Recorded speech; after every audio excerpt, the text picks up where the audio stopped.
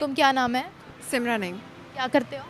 मैं स्टूडेंट हूँ MS biotechnology की। आज हम बात करने वाले हैं, आपको पता है बलूचिस्तान के अंदर कितनी दहशतगर्दी हो रही है। बलूचिस्तान लिबरेशन आर्मी जगह जगह पर अटैक करवा रही है। कभी पाकिस्तानी फ़ौज को टारगेट किया जा रहा है, कभी बस को हाईजैक किया जा रहा है, कभी किसी चेक पोस्ट पर हमला किया जा रहा है। अभी रिसेंटली एक वीडियो बहुत ज़्यादा वायरल हो रही है जिसपे पाकिस्तान के मेन स्ट्रीम मीडिया पर बैठने वाले तज्जिया निगार भी बड़ी गुफ्तगू कर रहे हैं, उस पर वीडियोज़ बना रहे हैं। वो ये कि बलूचिस्तान लिबरेशन आर्मी के बच्चों के हाथों में जो है वो एक तरफ बलूचिस्तान का फ्लैग जो उन्होंने बनाया हुआ वो है और दूसरी तरफ इंडिया का फ्लैग है। तो आप क्या कहेंगे? रिसेंटली DGISPR ने कहा कि ये जितनी भी फंडिंग हो रही है बलूचिस्तान को और जितनी भी टेररिज्म हो रही है इस सब को स्पॉन्सर कर रहा है हमारा ईस्टर्न हमसाया इंडिया, जबकि इंडिया ने इस क्लेम को रिजेक्ट कर दिया। ये कहा कि हमारा कोई हाथ नहीं है। आपकी नज़र में क्या इसमें रॉ की इन्वॉल्वमेंट है या नहीं है? देखें, ऑनेस्टली स्पीकिंग अगर देखा जाए तो इंटरनेशनली जो भी फंडिंग्स हो रही होती हैं कोई ओपनली एक्सेप्ट नहीं करेगा कि हम इस तरह फंड करें।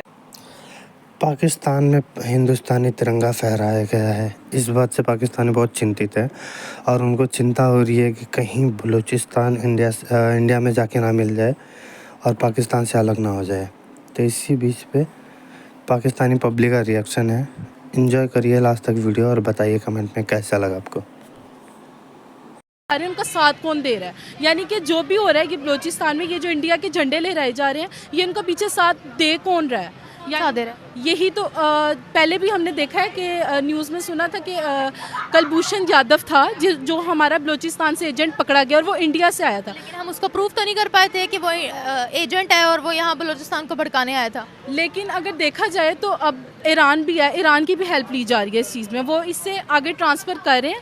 और वहाँ पर क्या नाम है, बलूचिस्तान क्योंकि बहुत बड़ा ज़ख़ीरे वाला मुल्क है, वहाँ पर नेचुरल रिसोर्सेज ज़्यादा हैं, तो लोग क्या चाहते हैं, इंडिया की तो साजिश यही है कि हम किसी ना किसी तरह उस पर कब्ज़ा कर लें या फिर उसको नुकसान पहुँचाए। अब पाकिस्तान में जो हमारी यूथ है वो बहुत आगे जा रही है और वो जो है उनमें जोश व जज्बा ज़्यादा है, जिस वजह से लोग उनके पीछे पड़े हुए हैं। और इंडिया तो वैसे ही हमारा बहुत बड़ा दुश्मन है, वो चाहते नहीं हम किसी चीज़ में आगे तरक्की कर सकें। आप ये कह रहे हो कि ईरान स्पॉन्सर कर रहा है इंडिया को कि वो बलूचिस्तान में घुसें? जी, मुझे ऐसा ही लगता है कि ईरान मिला हुआ है साथ, जबकि वो एक इस्लामी ममालिक है, लेकिन वो हम धमाके करवाते फिर रहे हैं।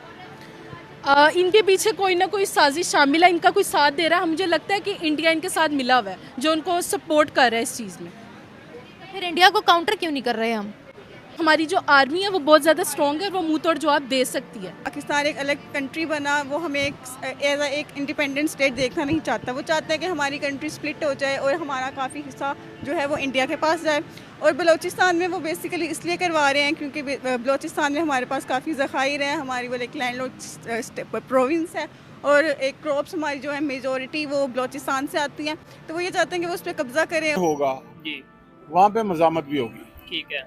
जब आप ताकत के बलबूते पे चीज़ों को दबाने की कोशिश करेंगे तो ये नेचुरल है कि उसका रद्द-ए-अमल आएगा। जी, अगर एक नस्ल नहीं देगी तो दूसरी नस्ल देगी। जी, ये बलूचिस्तान का इशू 1948 का है। 1948 से हमने वहाँ पे ऑपरेशन शुरू किए हुए हैं और टाइम टू टाइम ये होते रहे हैं। ठीक है। तो अयूब खान के दौर में भी हुआ, नवाब नौरोज वाला वाकया बहुत मशहूर है, सारी दुनिया को पहाड़ों से पता है, नीचे उतारा। पहाड़ों से उतारा है।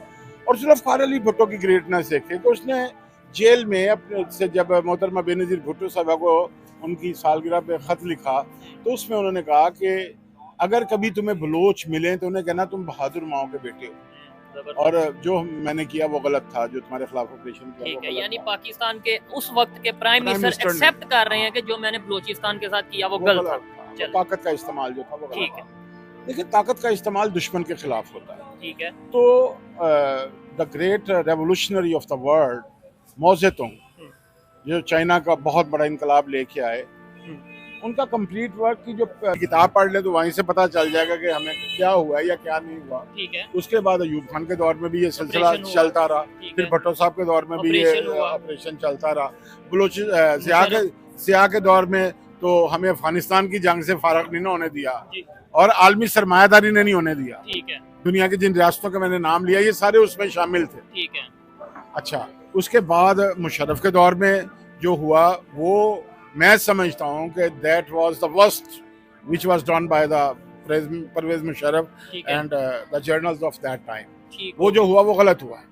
वो बुगटी वाला सारा मामला गलत था। हाँ वो गलत था, वो लेकिन नहीं मैं उनका होना एक चाहिए इंटरव्यू था। सुन रहा था, जनरल परवेज मुशर्रफ, उन्होंने जो अपने टाइम पे प्रेसिडेंट थे, उन्होंने बोला कि पूरे बलोचिस्तान में ऑलमोस्ट 78 जो सरदार हैं, मतलब बलोच सरदार हैं, उनमें से 75 जोन से हैं वो तो स्टेट के साथ खड़े हैं, सिर्फ 2-3 जोन से हैं वो तो हमारे सवाल ये against है, हैं। सवाल वो तीन सरदारों की इतनी पावर होगी कि वो खड़े हो गए, अगर उनमें से कोई है तो वो BLA ये कह रहा है कि जी हम चाइना को वार्न करते हैं। ये बयानिया आप देखिए कि ये तीन तीर हैं जो एक ही कमान से निकले हुए हैं। कौन? एक मारंग बलोच, ठीक है, एक तालिबान ठीक है, और एक इमरान नियाजी। अच्छा